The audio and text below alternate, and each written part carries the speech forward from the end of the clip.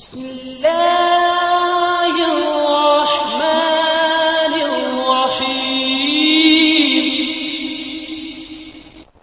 वालेकुम स्टूडेंट्स, कैसे हैं आप सब। उम्मीद है कि आप सब खैरियत से होंगे।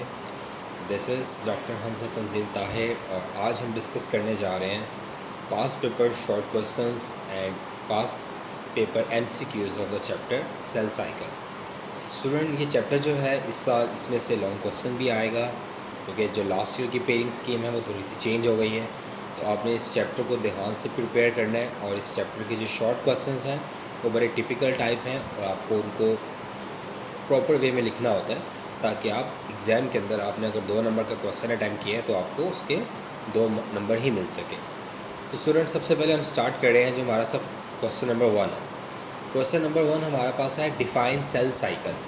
तो इस चैप्टर का नाम भी सेल साइकिल है और पहला सवाल भी यहाँ पर सेल साइकिल ही है कि सेल साइकिल क्या होता है। तो सेल साइकिल जो है स्टूडेंट, इसके डेफिनेशन कुछ इस तरह से लिखनी है आप लोगों ने। The cell undergoes a sequence of changes. कह रहे हैं कि जो सेल है, सेल के अंदर मुख्तलिफ़ किस्म की चेंजेस होती हैं। कौन कौन सी? Which involve period of growth, उसका ग्रोथ पीरियड ज़्यादा होता है। रेप्लिकेशन ऑफ DNA, उसका DNA जो है वो डिवाइड होता है। फॉलोड बाय सेल डिवीजन, और फिर सेल 2 पार्ट में डिवाइड हो जाता है। This sequences of changes is called cell cycle. वो कहना चाह रहा है कि जो सेल साइकिल है ये सीक्वेंसेस ऑफ चेंजेस है। अब वो सीक्वेंसेस ऑफ चेंजेस के अंदर क्या क्या आता है? सबसे पहले सेल की ग्रोथ रेट इंक्रीज़ होता है, फिर उसका DNA 2 पार्ट में डिवाइड होता है और उसके बाद सेल ही 2 पार्ट में डिवाइड हो जाता है। तो ये जो सीक्वेंसेस ऑफ चेंजेस है जिसके बाद एक सेल 2 पार्ट में डिवाइड हो जाता है, that is called cell cycle. अब जो सेल साइकिल है स्टूडेंट्स, इस जो सीक्वेंसेस ऑफ चेंजेस हुई हैं इन्हें 2 पार्ट में डिवाइड किया गया, इन्हें 2 फेजेस में डिवाइड कर दिया गया। एक इंटरफेज और सेकंड कौन सी वाली फेज़ होती है? Mitotic phase. Next question, question number 2 है student, interphase is resting phase, justify your answer. तो सबसे पहले आपका आंसर होना चाहिए no, interphase is not a resting phase. अब पहले मैं आपको ये बताता चलूँ कि इंटरफेज होता क्या है। स्टूडेंट्स, इंटरफेज ये वो फेज़ है जिसके अंदर सेल खुद को प्रिपेयर करता है फॉर द डिवीजन। मतलब जब सेल ने अपने आप को डिवाइड किया, अब for the next division cell जिस स्टेज के अंदर खुद को प्रिपेयर करा होता है वो स्टेज उसकी क्या कहलाती है? इंटरफेस। तो आपकी बुक में मेंशन है the period of life cycle of cell between 2 consecutive division is termed as interphase. कह रहे हैं कि एक सेल डिवाइड हुआ, एक सेल ने एक दफ़ा अपने आप को डिवाइड किया, फिर नेक्स्ट टाइम जब वो अपने आप को डिवाइड करने लगेगा तो उसके बीच वाला जो एक गैप है जिसके अंदर वो खुद को प्रिपेयर करेगा for the division, that is called interface. अब ये इंटरफेज़ मैंने बोला कि ये रेस्टिंग फेज़ नहीं है, इसे मिसलीडिंगली लोग रेस्टिंग फेज़ कहते हैं कि इसमें सेल अपने आप को रेस्टिंग स्टेज पे ले जाता है ताकि वो अपने आप को आगे जाके दोबारा डिवाइड करवा सके। तो स्टूडेंट, ये रेस्टिंग फेज़ नहीं होती। क्यों नहीं होती? क्योंकि इस फेज़ के अंदर बहुत ज़्यादा बायोकेमिकल एक्टिविटीज़ हो रही होती हैं ताकि सेल खुद को प्रिपेयर कर सके फॉर द डिवीजन। और ये जो इंटरफेज़ होती है ये फर्दर 3 फेजेस के अंदर डिवाइड होती है, G1 फेज़, S फेज़ और student G2 phase. Next question number 3 student, write down the events of G1 phase and G2 phase. सबसे पहले जो बात समझने की हमें यहाँ पे ज़रूरत है वो ये है कि what is the meaning of G। तो स्टूडेंट, यहाँ पे G का मीनिंग होता है गैप। तो G1 फेज़ से मुराद है गैप 1 फेज़। अब G1 फेज़ में क्या होता है? G1 फेज़ के अंदर it is a period of extensive metabolic activity. इसके अंदर जो सेल्स होते हैं उसकी मेटाबॉलिक एक्टिविटी क्या होती है? इंक्रीज़ होती है। In which cells normally grow in size, cell का साइज़ थोड़ा सा क्या होता है? इंक्रीज़ होता है। स्पेसिफिक एंजाइम्स आर सिंथेसाइज, और कुछ स्पेसिफिक काइंड ऑफ एंजाइम्स जो हैं यहाँ पे बनते हैं। And DNA bases units are accumulated for the DNA synthesis. और DNA, जारी बात है कि G1 फेज़ के बाद S फेज़ आते हैं जिसके अंदर DNA ने अपने आप को क्या करना होता है? डिवाइड। और इसीलिए G1 फेज़ के अंदर क्या होता है कि DNA यूनिट्स को क्या किया जाता है? इकट्ठा किया जाता है ताकि S फेज़ में ले जाके उनको डिवाइड करवा दिया जाए। तो G1 फेज़ के आपने 4 इवेंट्स याद रखने हैं। पहला, extensive metabolic activity, cell normally grow in size, specific enzyme synthesise और DNA bases units are accumulated. G2 phase की बात करें तो इसको प्री माइटोटिक फेज़ भी बोलते हैं क्योंकि आपको पता है स्टूडेंट इस फेज़ के बाद जो है वो सेल डिवाइडिंग फेज़ में चला जाता है, मतलब माइटोसिस में चला जाता है या मियोसिस में चला जाता है, इसलिए इसको बोलते हैं प्री माइटोटिक फेज़। अब इसके अंदर क्या होता है? दस प्रिपेयरिंग सेल फॉर डिवीजन, इसके अंदर सेल खुद को प्रिपेयर करता है किस चीज़ के लिए? डिवाइडिंग फेज़ में जाने के लिए। Energy storage for chromosome movement. इसके अंदर सेल सबसे पहले क्या करेगा, अपने अंदर एनर्जी को स्टोर करेगा ताकि वो क्रोमोसोम्स की क्या करवा सके, मूवमेंट करवा सके। Specific proteins, RNA and microtubules सब यूनिट्स सिंथेसाइज। और सेकंड काम यहाँ पे क्या होगा कि कुछ खास किस्म की प्रोटीन्स, आरएनए और माइक्रोट्यूब्यूल्स सब यूनिट्स जो है वो यहाँ पे क्या होंगे, सिंथेसाइज्ड होंगे। तो स्टूडेंट G1 फेज़ और G2 फेज़ के जो इवेंट्स हैं ये बहुत दफ़ा बोर्ड में शॉर्ट क्वेश्चंस के तौर पर पूछे गए हैं। और एक और बात आपने याद रखनी है कि G1 फेज़ का जो टाइम पीरियड होता है वो 9 आवर्स होता है और G2 फेज़ का जो टाइम पीरियड होता है वो 4.5 आवर्स होता है। Next student, what is mitotic apparatus. Mitotic apparatus क्या होता है? अब स्टूडेंट माइटोटिक ऑपरेटस, ये क्वेश्चन बहुत दफ़ा बोर्ड एग्जाम में आया हुआ है तो आपको इसको ज़रा ध्यान से समझना है। The specialised microtubule structure including aster and spindle is called mitotic apparatus. मतलब माइटोटिक ऑपरेटस क्या होता है, जिसमें 3 चीज़ें शामिल होती हैं। स्पेशलाइज्ड माइक्रोट्यूब्यूल स्ट्रक्चर्स, जिनमें क्या क्या होता है, एस्टर एंड स्पिंडल। आपको पता है स्टूडेंट्स, हमने पढ़ा था कि जो सेंट्रियोल्स होते हैं, जो ही सेल अपने आप को डिवाइडिंग फेज़ में लेके जाता है तो वो सेंट्रियोल्स जो हैं ये पहले डिवाइड होते हैं इंटरफेस के अंदर, और जो ही सेल डिवाइडिंग फेज़ में जाता है तो ये सेंट्रियोल ऑपोजिट पोल्स पे चले जाते हैं। और ये जो सेंट्रियोल्स होते हैं, हमें पता है कि इनके अंदर क्या होते हैं, माइक्रोट्यूब्यूल्स। फिर हमने पढ़ा था कि ये जो माइक्रोट्यूब्यूल्स होते हैं, 3 सेट्स ऑफ माइक्रोट्यूब्यूल्स होते हैं जिनसे एस्टर फॉर्मेशन होती है और स्पिंडल फाइबर्स की फॉर्मेशन होती है। तो वो बता रहे हैं कि the specialised microtubule structure including aster and spindle is called mitotic apparatus. और वो क्या कह रहे हैं, this is larger than the nucleus. कह रहे हैं कि ये न्यूक्लियस से क्या होते हैं, बड़े होते हैं, and is design to attach and capture chromosome. अब सवाल आपके माइंड में आना चाहिए कि ये माइटोटिक ऑपरेटस की ज़रूरत क्या है। स्टूडेंट्स, अगर माइटोटिक ऑपरेटस नहीं बनेगा तो क्रोमोसोम्स को जो डिवाइड करवाते हैं एनाफेज के अंदर, एक तरफ एस्टर होता है, दूसरी साइड पे भी एस्टर होता है, फिर वहाँ से क्या निकलते हैं, स्पिंडल फाइबर्स निकलते हैं, वो क्रोमोसोम्स के साथ जाके अटैच होते हैं और क्रोमोसोम्स को डिवाइड करते हैं, अलग अलग करते हैं, जिसकी वजह से दोनों सेल्स के अंदर इक्वल नंबर ऑफ क्या आते हैं, क्रोमोसोम्स आते हैं। इसलिए वो कह रहा है कि इसकी ज़रूरत क्या होती है, इसकी ज़रूरत इसीलिए होती है कि it is design to attach and capture chromosome, aligning them and finally separating them, equal distribution of chromosome is ensured. तो स्टूडेंट, ये mitotic apparatus important short question है। क्वेश्चन नंबर 5 है, difference between the cytokinesis of plant and animal cells. Student, ये बहुत conceptual सवाल है, इसको बहुत ध्यान से आप लोगों ने सुनना है कि साइटोकाइनेसिस, आपको पता है कि डिवीजन ऑफ साइटोप्लाज्म को क्या कहा जाता है, साइटोकाइनेसिस कहा जाता है। तो कह रहे हैं कि जो प्लांट सेल्स के अंदर साइटोकाइनेसिस होती है और एनिमल सेल्स की जो साइटोकाइनेसिस है, इनमें क्या डिफरेंस है। पहले हम एनिमल सेल्स की साइटोकाइनेसिस पे गौर करते हैं। वो कह रहा है कि in animal cells during late telophase, जब टीलोफेज ख़त्म होने वाली होती है, द एस्ट्रल माइक्रोट्यूब्यूल्स, जो एस्टर होते हैं, वो क्या करते हैं, send signals to the equatorial region of the cell. वो सेल के सेंटर में एक सिग्नल सेंड करते हैं, जहाँ पे क्या मौजूद होते हैं, एक्टिन और मायोसिन। वो एक्टिवेट होते हैं और एक्टिवेट होके वो सेल के सेंटर में क्या बना देते हैं, कॉन्ट्रैक्टाइल रिंग। कि वो जो कॉन्ट्रैक्टाइल रिंग बनती है, उसके बाद एक क्लेवेज फ्लो होता है, जिसकी वजह से सेल जो होता है वो सेंटर से क्या होता है, डिवाइड हो जाता है। साइटोप्लाज्म भी 2 पार्ट में डिवाइड हो जाता है और एक सेल से कितने सेल बन जाते हैं, 2 सेल। तो एनिमल सेल्स के अंदर साइटोकाइनेसिस का सिंपल सा कॉन्सेप्ट ये है कि जो ही एनिमल सेल्स के अंदर साइटोकाइनेसिस का प्रोसेस स्टार्ट होता है तो होता क्या है कि जो एस्ट्रल माइक्रोट्यूब्यूल्स होते हैं वो सिग्नल सेंड करते हैं किसको, एक्टिन और मायोसिन को। वो बना के अलाइन होकर क्या बनाती हैं, कॉन्ट्रैक्टाइल रिंग बनाती हैं, और वो कॉन्ट्रैक्टाइल रिंग जो है वो सेल को 2 पार्ट में डिवाइड कर देते हैं, सिंपल। लेकिन प्लांट सेल्स की अगर हम बात करें तो वो कह रहे हैं कि प्लांट सेल्स की जो साइटोकाइनेसिस होती है ये भी एनिमल सेल्स जैसे ही होती है, लेकिन इसमें कुछ चेंजेस आती हैं। अब वो चेंजेस क्या हैं वो ज़रा ध्यान से देखेंगे हम। पहली चेंज कह रहे हैं कि हायर प्लांट्स होते हैं उनमें क्या नहीं होता, सेंट्रियोल नहीं होते।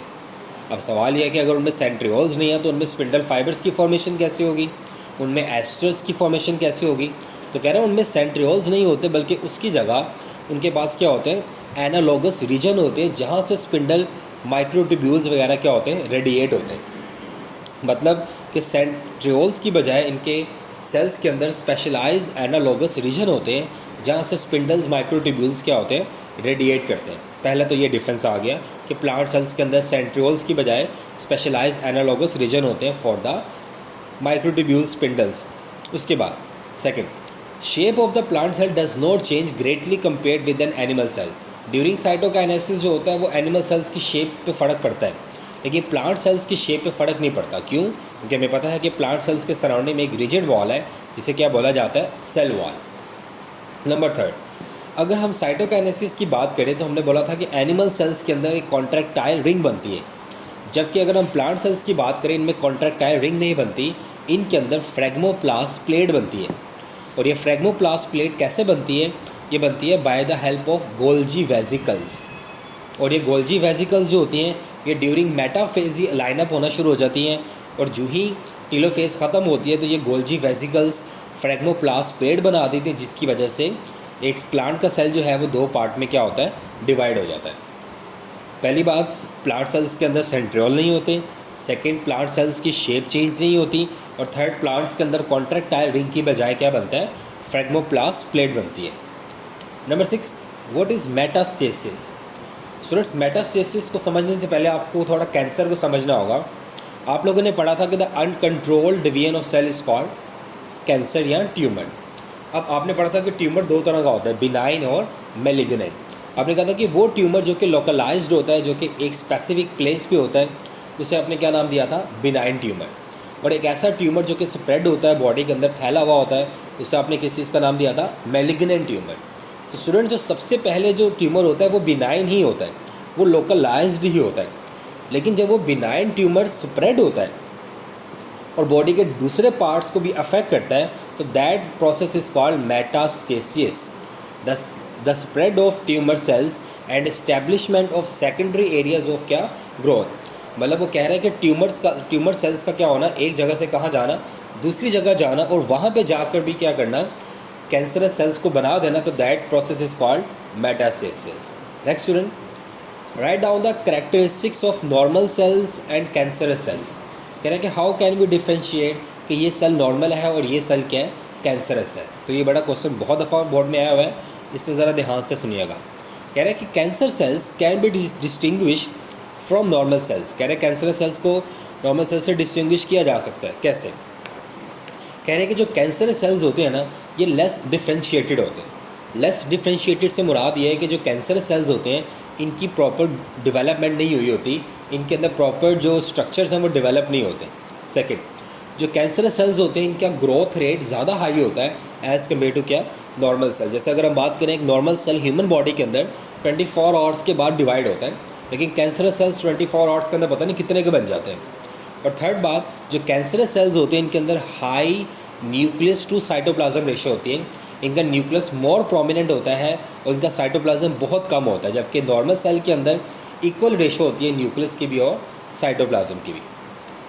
Clear students? नेक्स्ट क्वेश्चन हमारे पास है, why meiosis 1 is called reduction division. Students, हम जानते हैं कि जो मेयोसिस होती है उसके अंदर क्या होता है कि जो नंबर ऑफ क्रोमोसोम्स होते हैं वो पेरेंट सेल्स में और डॉटर सेल्स में अगर हम बात करें तो पेरेंट सेल्स की बजाय डॉटर सेल्स के अंदर नंबर ऑफ क्रोमोसोम्स क्या होते हैं, हाफ हो जाते हैं।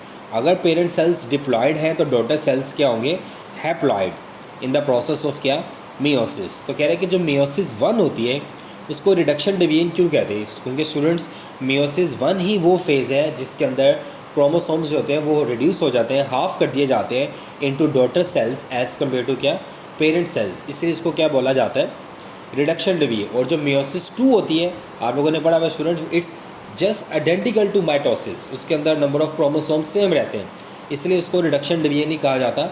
रिडक्शन डिवीजन सिर्फ मेयोसिस 1 को कहा जाता है स्टूडेंट्स। नेक्स्ट क्वेश्चन है, what is mongolism and write down it's symptom. Mongolism क्या होता है और इसके सिम्टम्स क्या हैं? तो स्टूडेंट्स, आप लोग जानते हो कि डाउन सिंड्रोम का ही सेकेंड नेम क्या है, मंगोलिज्म है। अब डाउन सिंड्रोम आप लोगों ने क्या पढ़ा था स्टूडेंट्स? आप लोगों ने पढ़ा था कि ये एक हमारे पास ऑटोसोमल नॉन डिसजंक्शन डिसऑर्डर है, जिसके अंदर क्या होता है कि 21st पेयर ऑफ क्रोमोसोम्स जो होता है वो सेग्रीगेट ठीक से नहीं होता, वो सेंटर से अलग अलग नहीं होता, जिसकी वजह से एक ऐसा गमीट बन जाता है जिसके अंदर एक क्रोमोसोम एक्स्ट्रा होता है। वैसे नॉर्मली गैमीट के अंदर 23 क्रोमोसोम होते हैं, लेकिन अगर 21st पेयर ऑफ क्रोमोसोम्स की डिसजंक्शन प्रॉपर्ली नहीं होती तो वो गैमीट 24 क्रोमोसोम वाला बन जाता है, उसमें 21st वाला क्रोमोसोम एक्स्ट्रा आ जाता है। जब वो गैमीट किसी दूसरे गैमीट के साथ फर्टिलाइज करता है और जो जाइगोट बनता है, जाइगोट में नॉर्मली 46 क्रोमोसोम होने चाहिए, लेकिन यहाँ पे 46 की बजाय कितने क्रोमोसोम हो जाते हैं, 47, क्योंकि 21 वाला क्रोमोसोम क्या है, एक्स्ट्रा है, जिस वजह से जो एक इंडिविजुअल प्रोड्यूस होता है उसको क्या कहा जाता है, डाउन सिंड्रोम। तो डाउन सिंड्रोम को हम सिंपली क्या कह सकते हैं कि एक ऐसी कंडीशन जिसके अंदर 21 पेयर ऑफ क्रोमोसोम्स जो होता है वो प्रॉपर्ली सेग्रीगेट नहीं होता, जिसकी वजह से जो गेमीट बनता है वो 24 क्रोमोसोम वाला बनता है, और जब ये गेमीट किसी दूसरे गेमीट के साथ फर्टिलाइज करता है तो जो जाइगोट बनता है वो 47 क्रोमोसोम वाला बनता है, और that kind of individual is called down syndrome या मोंगोलिज्म। अब इसके सिम्टम्स क्या हैं? पहला सिम्टम स्टूडेंट्स का क्या है, the affected individual have flat broad face. एक तो इनके जो फेस होते हैं उनमें उतार चढ़ाव कम होते हैं, मतलब इनके फेस जो होता है वो फ्लैट होता है और ब्रॉड चौड़ा होता है। स्क्विंट आइज, इनकी आंखें टेढ़ी होती हैं जिसे भैंगापन कहते हैं। With skin fold in the inner corner, skin अंदर आइज के एजिस से क्या होती है, फोल्ड होती है। प्रोट्रूडिंग टंग, इनकी ज़ुबान थोड़ी लड़खड़ाती होती है और बाहर को निकली होती है। मेंटल रिटार्डेशन, इनका जहनी तवाज़न ठीक नहीं होता। And defective development of central nervous system, और इनका ब्रेन और स्पाइनल कोड जो है वो भी ठीक से डेवलप नहीं होते। तो स्टूडेंट्स ये क्वेश्चन सबसे इंपॉर्टेंट है इस चैप्टर का। Question number 10, what is Turner syndrome and Klinefelter syndrome. Students अगर हम बात करें मोंगोलिज्म की, जो हम पीछे बात करके आए हैं, तो मैंने कहा कि मोंगोलिज्म जिसको डाउन सिंड्रोम कहते हैं उसके अंदर ऑटोसोमल क्रोमोसोम एक्स्ट्रा हुआ था, और वो ऑटोसोमल क्रोमोसोम जो एक्स्ट्रा हुआ था वो कौन सा था, 21 क्रोमोसोम। अगर हम लाइनफिल्टर सिंड्रोम और टर्नर सिंड्रोम की बात करें तो यहाँ पे जो क्रोमोसोम्स कम या ज़्यादा होंगे वो सेक्स क्रोमोसोम्स होंगे। तो पहले हम लाइनफिल्टर सिंड्रोम की बात कर लेते हैं। कह रहे हैं कि these individual have additional sex chromosome, मतलब ऐसे इंडिविजुअल्स जिनके अंदर सेक्स क्रोमोसोम्स पेयर्स की बजाय एक्स्ट्रा हो, जैसे XX होता है या XY होता है। फीमेल के अंदर XX होता है और मेल के अंदर XY होता है, लेकिन एक ऐसा इंडिविजुअल जो XXY है तो इसका मतलब है कि उसके अंदर एक सेक्स क्रोमोसोम एक्स्ट्रा है, तो उसको हम क्या नाम देंगे, लाइनफेल्टर सिंड्रोम। अब इसकी अपीयरेंस कैसी होगी, कह रहे हैं कि दे आर फिनोटिपिकली मेल, कह रहे हैं दिखने में ये मर्द लगेंगे, but have frequently in large breast, इनकी चेस्ट का साइज इंक्रीज होता है। टेंडेंसी टू टॉलनेस, इनकी हाइट थोड़ी एक्स्ट्रा होती है। ओबेसिटी, मोटे होते हैं। Small testis with no sperm ejaculation, testis इनके होते हैं लेकिन उनके अंदर स्पर्म्स फॉर्मेशन नहीं होती, ना ही इजैकुलेशन होते हैं। And under develop secondary sex character, और जो भी करेक्टर्स होते हैं मेल के वो उनके अंदर क्या होते हैं, अंडर डिवेलप्ड होते हैं, मतलब प्रोमिनेंट उनके अंदर सेकेंडरी सेक्स करेक्टर नहीं आता। मतलब ये फिनोटाइपिकली मेल होते हैं, दिखने में आपको लगेगा कि ये मेल है लेकिन इसके अंदर ज़्यादा करेक्टरिस्टिक्स फीचर जो होंगे वो फीमेल डोमिनेंट होंगे, जिससे आप डाउट करते हो कि शायद ये इन बिटवीन है। अब इसके बाद आएगा टर्नर सिंड्रोम। अगर स्टूडेंट्स हम टर्नर सिंड्रोम की बात करें तो ये वो इंडिविजुअल है जिनके अंदर एक क्रोमोसोम, एक्स क्रोमोसोम क्या होता है, मिसिंग होता है। These affected individual have one missing x chromosome, तो इनके अंदर इस तरह कितने क्रोमोसोम हो जाएंगे, 45, क्योंकि इनका एक एक्स क्रोमोसोम मिसिंग होता है। अब अगर इनकी हम बात करें कि ये कैसे होते हैं, इनके पेरेंट्स कैसी होती है, कह रहे हैं कि पहले तो ये हम बचते नहीं हैं। अगर ऐसा कोई इंडिविजुअल हो तो वो सर्वाइव नहीं करता, लेकिन अगर वो सर्वाइव कर भी जाए तो उसके पेरेंट्स फीमेल लाइक होते हैं। लाइनफेल्टर सिंड्रोम फिनोटाइपिकली मेल होते हैं और टर्नर सिंड्रोम फिनोटाइपिकली फीमेल होते हैं, लेकिन विथ शॉर्ट स्टेचर। वेब्ड नेक, इनकी गर्दन चौड़ी होती है। ओवरीज नहीं होती इनके अंदर, और complete absence of germ cells, और उनके अंदर किसी किस्म का कोई भी जर्म सेल्स अवेलेबल नहीं होता for the formation of egg या स्पर्म। नेक्स्ट क्वेश्चन है student, describe the events of apoptosis. Students आप लोगों ने एपेप्टोसिस और नेक्रोसिस को बहुत ही गौर से पढ़ा हुआ है कि जो एक्सीडेंटल सेल डेथ होती है उसको आपने क्या नाम दिया था, नेक्रोसिस, और जो एक प्रॉपर प्रोग्राम्ड सेल डेथ होती है उसको क्या कहते हैं, एपेप्टोसिस। एपेप्टोसिस को समझने के लिए ये कॉन्सेप्ट आपके लिए काफ़ी रहेगा। आप लोगों ने पढ़ा था कि जो रेड ब्लड सेल्स होते हैं, रेड ब्लड सेल्स का एक स्पेसिफिक लाइफ स्पैन होता है। वो स्पेसिफिक लाइफ स्पैन के बाद खुद ब खुद वो क्या हो जाते हैं, डिस्ट्रॉय हो जाते हैं। तो वो जो खुद ब खुद डिस्ट्रॉय होते हैं स्टूडेंट्स, वो एक प्रोसेस होता है जिसको क्या बोलते हैं, एपेप्टोसिस। तो आज हम यही देखेंगे कि वो एपेप्टोसिस का प्रोसेस कैसे होता है। तो पहले इसकी डेफिनेशन है, internal programmes of events and sequence of morphological changes by which cell commit suicide is controlled collectively called as apoptosis. कह रहे हैं कि इंटरनल प्रोग्राम इवेंट होता है ये, मतलब इसके सिग्नल्स इंटरनली होते हैं, जिसके अंदर जो सेल है वो एक प्रॉपर एक सीक्वेंस ऑफ स्टेजेस से गुजरने के बाद अपने आप को क्या कर लेता है, डेड कर लेता है। That is called apoptosis. वो कह रहे हैं कि एपेप्टोसिस को एक ग्रीक वर्ड है और उसका मीनिंग क्या होता है, ड्रॉपिंग ऑफ या फॉलिंग ऑफ, किसी चीज़ का गिर जाना या उतर जाना। अब इसके इवेंट्स क्या हैं ये ज़रा ध्यान से सुनिएगा student. During this process the dying cell shrink, सबसे पहले वो क्या हो रहा है, श्रिंक एंड कंडेंस। सबसे पहले क्या होगा, श्रिंक होगा और कंडेंस्ड होगा, उसके बाद वो स्प्लिट हो जाएगा, टूट जाएगा, दस releasing small membrane bounded apoptotic bodies. सबसे पहले वो क्या होगा, श्रिंक, फिर वो कंडेंस्ड होगा और कंडेंस्ड होकर स्प्लिट हो जाएगा किसके अंदर, मेम्ब्रेन बाउंडेड एपेप्टोटिक बॉडीज़ के अंदर, मतलब एक सेल के बहुत से छोटे छोटे बॉडीज़ बन जाएगी, which are generally phagocytosed by other cell, तो जो दूसरे सेल्स होंगे वो उन्हें खा जाएंगे, जैसे मोनोसाइट्स वगैरह। Intracellular constitutes are not release freely in the extracellular atmosphere which otherwise might have delicious effect. वो कह रहे हैं कि इसके अंदर क्या होता है, इसका एक एडवांटेज हमें ये है कि जो सेल का इनर कंटेंट होता है वो बाहर रिलीज़ नहीं होता, क्योंकि अगर वो बाहर रिलीज़ होगा तो वो दूसरे सेल्स को नुकसान देगा। तो ये सेल्स क्या करते हैं, पहले अपने आप को श्रिंक करते हैं, कंडेंस करते हैं, उसके बाद छोटे छोटे पार्ट्स में डिवाइड हो जाते हैं और उन छोटे छोटे पार्ट्स को दूसरे सेल्स खा जाते हैं। इस तरह बिना अपने साथ वाले सेल्स को नुकसान पहुँचाए ये अपने आप को ख़त्म कर लेते हैं। तो ये इवेंट्स ऑफ क्या है स्टूडेंट्स, एपेप्टोसिस है। तो ये स्टूडेंट इस चैप्टर के ये शॉर्ट क्वेश्चन से, तो आपने इनको अच्छे से रेडी करना है। अब हम इसके MCQs को देखते हैं स्टूडेंट्स। तो स्टूडेंट्स पहला MCQ आपकी स्क्रीन पे है, which one is absent in animal sales. कह रहे हैं कि इनमें से क्या चीज़ एनिमल सेल्स के अंदर एब्सेंट होती है। Number 1 spindle, centriole, chromatids and phragmoplast. तो स्टूडेंट्स हम जानते हैं कि फ्रेगमोप्लास्ट एब्सेंट होती है एनिमल सेल्स के अंदर, ये प्लांट्स के अंदर होती है और एनिमल सेल्स के अंदर कॉन्ट्रैक्टाइल रिंग होती है। Second, spindle fibres are composed of RNA and protein card. कह रहे हैं कि जो स्पिंडल फाइबर्स हैं वो बने होते हैं RNA से और एक प्रोटीन से। उस प्रोटीन को क्या कहते हैं, इंसुलिन, एक्टिन, ट्यूबुलिन, मायोसिन। इस प्रोटीन का नाम क्या होता है, tubulin. Next, individual with Klinefelter syndrome have sex chromosome as following, XXXO, XXY या XXY। तो स्टूडेंट ऑप्शन सी XXY ये बुक की लाइन है, तो ये सबसे ज़्यादा प्रेफरेबल आंसर है।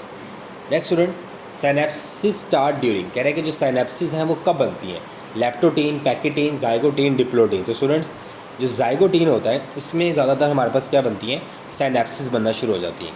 उसके बाद the condensation of chromosome reaches to its maximum at. कह रहे हैं कि जो कंडेंसेशन ऑफ क्रोमोसोम्स है वो सबसे ज़्यादा कहाँ होती है, लेप्टोटीन में, जाइगोटीन में, पैकेटीन में या डायाकाइनेसिस में। तो स्टूडेंट डायाकाइनेसिस स्टेज के अंदर मैक्सिमम कंडेंसेशन ऑफ क्या होती है, क्रोमोसोम्स हो जाती है। उसके बाद the autosomal non disjunction in man in which 21st pair of chromosome fail to segregate resulting in gamete where 24 chromosome is called Down syndrome, Turner syndrome, Klinefelter syndrome या Jacob syndrome. तो students हम जानते हैं इसका right answer क्या है, down syndrome, और down syndrome को ही क्या कहा जाता है, मोंगोलिज्म भी कहा जाता है। उसके बाद vesicle forming phragmoplast originate during prophase, interphase, metaphase या टीलोफेज। तो स्टूडेंट्स हम जानते हैं कि जो फ्रैगमोप्लास्ट प्लेट बनती है वो बनती है हमारे पास किससे, गोल्जी वेसिकल से, और स्टार्ट कब हो जाता है, during metaphase. Next, syndrome having trisomy of chromosome 18 is. कह रहा है अगर एक इंडिविजुअल के अंदर नंबर ऑफ क्रोमोसोम 18 वाला एक्स्ट्रा है तो उसको क्या कहेंगे, डाउन्स, पैटू, जैकोब्स या एडवर्ड। तो स्टूडेंट्स ये टेबल में से आया हुआ है MCQ, तो इसका आंसर क्या है, एडवर्ड। Synapsis occurs during. कह रहे हैं कि साइनेप्सिस कब बनती है, पीछे हम पढ़ चुके हैं अभी, पैकेटीन, लेप्टोटीन, जाइगोटीन या डिप्लोटीन। तो स्टूडेंट्स जाइगोटीन के अंदर क्या होता है, साइनेप्सिस फॉर्मेशन होती है। Apoptosis is. कह रहा है कि एपेप्टोसिस क्या है, division of cell, death of cell by tissue damage, weakness of cell या सुसाइड्स ऑफ सेल। तो स्टूडेंट जो सेल्स की सुसाइड होती है उसी को क्या बोला जाता है, एपेप्टोसिस, मतलब programme death of cell. The microtubules are composed of traces of RNA and protein card. कह रहे हैं कि जो माइक्रोट्यूब्यूल्स हैं वो बने होते हैं RNA और कुछ प्रोटीन से। वो प्रोटीन्स कौन सी हैं, तो स्टूडेंट वो प्रोटीन कौन सी होती हैं, tubulin. Next, the spread of tumour cells and establish of secondary area of growth is known as. ये बड़ी इंपॉर्टेंट डेफिनेशन भी है। तो स्टूडेंट्स का आंसर क्या है, नेक्रोसिस, एपेप्टोसिस, मेटास्टेसिस या एपिजेनेसिस। तो हम जानते हैं स्टूडेंट्स का राइट आंसर क्या है, मेटास्टेसिस। उसके बाद phragmoplast is formed by vesicles originating from. कह रहे हैं कि फ्रैगमोप्लास्ट प्लेट किन वेसिकल्स की ओरिजिनेशन से बनती है। तो स्टूडेंट्स हम जानते हैं endoplasmic reticulum, Golgi complex, chloroplast या माइटोकॉन्ड्रिया। तो the right answer is Golgi complex. The cytoplasm became more viscous during. कह रहे हैं कि साइटोप्लाज्म ज़्यादा विस्कस कब होता है, प्रोफेज, मेटाफेज, एनाफेज, टेलोफेज। तो हम जानते हैं स्टूडेंट ड्यूरिंग लेट प्रोफेज जो है वो साइटोप्लाज्म ज़्यादा क्या हो जाता है, विस्कस हो जाता है। The microtubules of mitotic apparatus are composed of protein tubulin and traces of क्या, RNA, DNA, फैट्स या ग्लिसरॉल। तो student the right answer is RNA। Next, in which stage of prophase 1 crossing over occur. कह रहे हैं कि जो हमारे पास meiosis 1 होती है और उसकी जो प्रोफेज 1 होती है उसके अंदर क्रॉसिंग ओवर कहाँ होती है, लेप्टोटीन में, जाइगोटीन में, पैकेटीन में या डिप्लोटीन में। तो स्टूडेंट्स हम जानते हैं पैकेटीन एक ऐसी स्टेज है जिसके अंदर क्या होती है, क्रॉसिंग ओवर होती है। Next, the presence of invading cells other than normal tissue is an indication of melanoma, abnormality, mutation या मेलिग्नेंसी। तो स्टूडेंट्स ये आपकी बुक की एक लाइन है, कैंसर टॉपिक के अंदर है, इसे बोलते हैं मेलिग्नेंसी। उसके बाद the affected individual have one missing x chromosome. तो हम जानते हैं स्टूडेंट जिसके अंदर एक एक्स क्रोमोसोम क्या होता है, मिस होता है, उस इंडिविजुअल को हम क्या बोलते हैं, डाउन सिंड्रोम, सच सिंड्रोम, टर्नर सिंड्रोम या लाइनफेल्टर सिंड्रोम। तो students the right answer is Turner syndrome. The chromosomes became visible, shorten and thick in. Chromosome नज़र आना शुरू हो जाते हैं, मोटे हो जाते हैं और थिक होते हैं किसके अंदर, जाइगोटीन, लेप्टोटीन, पैकेटीन या डिप्लोटीन। तो स्टूडेंट्स आपको पता है कि जो हमारे पास प्रोफेज 1 होती है उसकी डिफरेंट स्टेजेज हैं, जिसमें सबसे पहली स्टेज कौन सी है, लेप्टोटीन। तो इसी के अंदर क्रोमोसोम्स क्या होते हैं, विजिबल, शॉर्टन और थिकन होते हैं। Next, meiosis occur only in. कह रहे हैं कि मियोसिस सिर्फ किन में होती है, haploid cells, diploid cells, triploid cells या पेंटाप्लॉइड सेल्स। तो स्टूडेंट्स हम जानते हैं मियोसिस के अंदर नंबर ऑफ क्रोमोसोम्स क्या होते हैं, रिड्यूस हो जाते हैं इनटू डॉटर सेल्स। तो ये जो है ये किसके अंदर होती है, डिप्लॉइड सेल्स के अंदर ही हो सकती है। उसके बाद the average cell cycle in humans के अंदर एवरेज सेल साइकिल कितनी देर का होता है। तो स्टूडेंट्स ये बड़ी प्रोमिनेंट बुक की लाइन है, तो हमें पता है ये कितनी देर का होता है, 24 आवर्स। जबकि यीस्ट की बात करें तो यीस्ट के अंदर सेल साइकिल का ड्यूरेशन कितना होता है, 90 मिनट्स। उसके बाद है the interphase of meiosis lack the stage. Student ये दाम में थोड़ा सा कन्फ्यूजन है एमसीक्यूज के अंदर। अगर तो आपसे पूछता है कि मियोसिस 1 कि इंटरफेज में क्या लैक होता है, तो आपने बताना है कि उसके अंदर लैक होता है G2 फेज़। और अगर मैं पूछता है कि मियोसिस 2 कि इंटरफेज में क्या लैक होता है, तो आपने बताना उसके अंदर क्या लैक होता है, S फेज़। तो ये आपने ज़रा ध्यान से देख लेना। उसके बाद the phase of meiosis during which nuclei disappear in the cell is called. कह रहे हैं कि मियोसिस की किस स्टेज के अंदर जो न्यूक्लियस है वो डिसअपेयर हो जाता है, लेप्टोटीन, पैकेटीन, डिप्लोटीन या डायकाइनेसिस। तो स्टूडेंट्स हम जानते हैं कि हमारे पास जो एक स्टेज है जिसके अंदर क्या होता है कि न्यूक्लियस टोटली डिसअपेयर हो जाता है, वो कौन सी स्टेज है स्टूडेंट्स, दैट इज़ डायकाइनेसिस। यहाँ तक स्टूडेंट समझते हैं कि लेप्टोटीन, लेकिन स्टूडेंट डायकाइनेसिस वो स्टेज है जिसके अंदर न्यूक्लियस डिसअपेयर होता है। Next, the most critical phase of mitosis is. कह रहे हैं कि माइटोसिस की सबसे क्रिटिकल फेज कौन सी होती है, माइटोसिस की, प्रोफेज, मेटाफेज, एनाफेज या टेलोफेज। तो स्टूडेंट्स हम जानते हैं ये जो एनाफेज होती है ये सबसे क्रिटिकल फेज होती है। हाउ, क्योंकि इसके अंदर सेपरेशन ऑफ क्या होती है, क्रोमोसोम्स। अगर ये सेपरेशन ऑफ क्रोमोसोम्स ठीक से नहीं होगी तो किसी एक सेल के अंदर नंबर ऑफ क्रोमोसोम एक्स्ट्रा हो जाएंगे, किसी के अंदर कम हो जाएंगे, तो जिसकी वजह से डिफरेंट काइंड्स ऑफ क्या होते हैं, सिंड्रोम्स हो सकते हैं। उसके बाद the pairing of homologous chromosome is completed in phase of.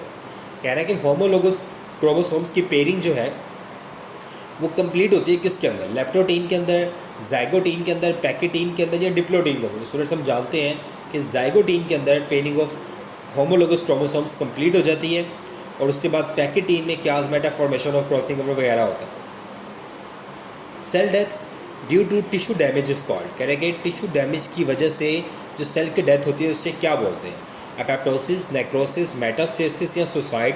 तो स्टूडेंट्स हम जानते हैं इसको क्या बोला जाता है, नेक्रोसिस, जो किसी भी डैमेज की वजह से सेल्स की क्या होती है, डेथ होती है। तो student this is the chapter of cell cycle. इसके इंपॉर्टेंट पास पेपर के शॉर्ट क्वेश्चंस और MCQs इन्हें आपने ध्यान से देखना है for the preparation of board exams. इन्हें अच्छे से तैयार करना है आपने। कोई भी क्वेश्चन अगर आपके माइंड में है तो आप इसको नीचे कमेंट कर सकते हैं, आई विल आंसर यू। और अपना ख्याल रखिएगा। अल्लाह हाफिज़, best of luck for your board exam.